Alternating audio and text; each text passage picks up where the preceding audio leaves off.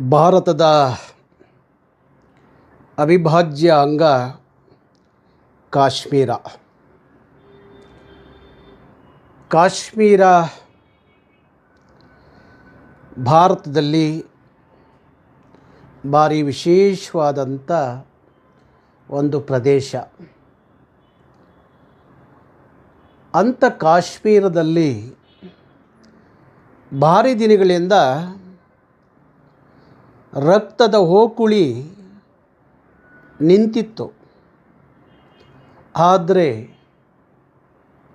ನಿನ್ನೆ ನಡೆದಂಥ ಘಟನೆ ಇಡೀ ಜಗತ್ತನ್ನು ಒಂದು ಸಲ ಆ ಕಡೆ ತಿರುಗಿ ನೋಡಬೇಕು ಅನ್ನುವ ಪರಿಸ್ಥಿತಿಗೆ ಆ ಕಾಶ್ಮೀರಕ್ಕೆ ಬಂದು 26 ಜನ ಭಾರತೀಯರನ್ನು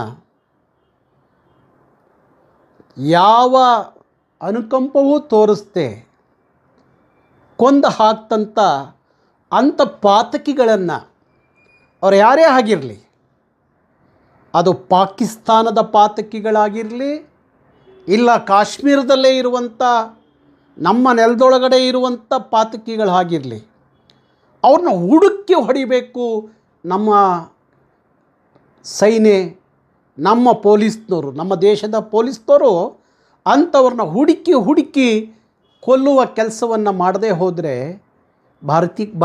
ಭಾರಿ ಕಷ್ಟ ಆಗುತ್ತೆ. ಈ ವಿಚಾರದಲ್ಲಿ ಏನಾಗ್ತಾ ಇದೆ ಭಾರತದೊಳಗಡೆ? ಕಾಶ್ಮೀರ ಭಾರತದ ಅವಿಭಾಜ್ಯ ಅಂಗ ಅನ್ನೋ ತೀರ್ಮಾನ ಯಾವತ್ತೂ ಆಗಿದೆ.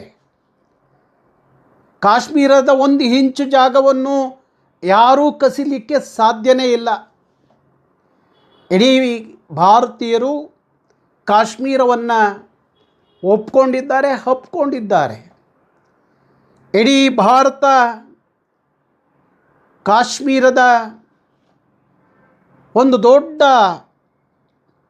ಪುಣ್ಯಕ್ಷೇತ್ರ ಅನ್ನೋ ರೀತಿಯಲ್ಲಿ ಭಾರತದ ಭಕ್ತರು, ದೇಶಭಕ್ತರು ಪ್ರಾಣ ಬಿಟ್ಬಿಡ್ತೀವಿ, ಕಾಶ್ಮೀರ ಬಿಡಲ್ಲ ಅಂತ ಹೇಳಿ ಕಾಶ್ಮೀರಗೋಸ್ಕರ ಸಾವಿರಾರು ಜನ ತನ್ನ ಪ್ರಾಣವನ್ನು ಅರ್ಪಿಸ್ಕೊಂಡಿದ್ದಾರೆ. ಸಾವಿರಾರು ಜನ ಸೈನ್ಯ, ನಮ್ಮ ನೆಲದ ಯೋಧರು ಆ ಪಾಕಿಸ್ತಾನದ ಆ ಭಯೋತ್ಪಾದಕರ, ಆ ಪಾತಕಿಗಳ ವಿರುದ್ಧ ಹೋರಾಡಿ ವೀರ ಸ್ವರ್ಗವನ್ನು ಪಡೆದಿದ್ದಾರೆ. ಅಂಥ ಪಾತಕಿಗಳು ಇನ್ನೂ ಬದುಕಿದ್ದಾರೆ. ಕಾಶ್ಮೀರದಲ್ಲಿ ಬಂದು ನಮ್ಮ ದೇಶದ ಜನರನ್ನು ಕೊಲ್ತಾರೆ ಅಂದಾಗ ಕೇಂದ್ರ ಸರ್ಕಾರ ಅಂಥವ್ರನ್ನ ಹುಡುಕಿ ಸಾರ್ವಜನಿಕವಾಗಿ ಹೊಡೆದು ಹಾಕಬೇಕು ಅನ್ನೋದು ನನ್ನ ಆಗ್ರಹ. ಹಾಗಾಗಿ ಇವತ್ತು ಕೇಂದ್ರ ಸರ್ಕಾರ ಯಾಕೋ ಒಂದೊಂದು ಸಲ ಕೇಂದ್ರ ಸರ್ಕಾರದ ಗೃಹ ಇಲಾಖೆ ಮತ್ತು ಗುಪ್ತಚಾರದ ಇಲಾಖೆ ಏನಿದೆ ಎಲ್ಲೂ ವಿಫಲವಾಗ್ತಾ ಇದೆಯಾ ಅಂತ ಅನಿಸುತ್ತೆ.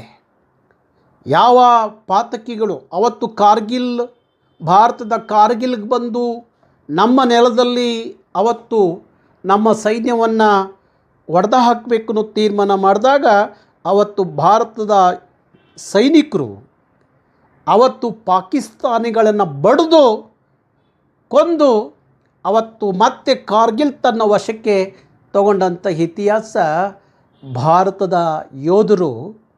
ಬಹುಶಃ ಇಡೀ ಪ್ರಪಂಚದಲ್ಲಿ ನನ್ನ ದೇಶ, ನನ್ನ ನೆಲ ಅಂತ ಹೇಳಿ ಹೋರಾಡಿ ಸತ್ತವರ ಸಂಖ್ಯೆ ಕಡಿಮೆ. ಆದರೆ ಭಾರತದ ಸೈನಿಕರು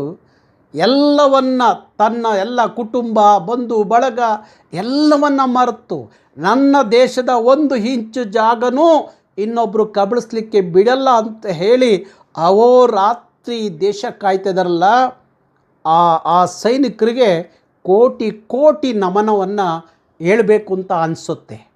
ಅಂಥ ಬಲಿಷ್ಠವಾದ ಸೈನ್ಯ ಜಗತ್ತಿನಲ್ಲಿ ಭಾರತದೊಳಗಡೆ ಇದೆ. ಅಂಥ ಸೈನಿಕರನ್ನ ಇಟ್ಕೊಂಡು ಯಾರೋ ಎಲ್ಲಿಂದಲೋ ಬಂದು ಕಾಶ್ಮೀರದಲ್ಲಿ ಭಾರತೀಯರನ್ನ 26 ಜನರನ್ನು ಹೀನಾಮಾನವಾಗಿ ಕೊಂದು ರಕ್ತದ ಹೋಕಳಿಯ ಆಟ ಆಡಿ ಹೋಗ್ತಾರೆ ಅಂದರೆ ಅವ್ರನ್ನ ಯಾವುದೇ ಕಾರಣಕ್ಕೂ ಅವರಿಗೆ ಕ್ಷಮೆ ಇರಬಾರ್ದು.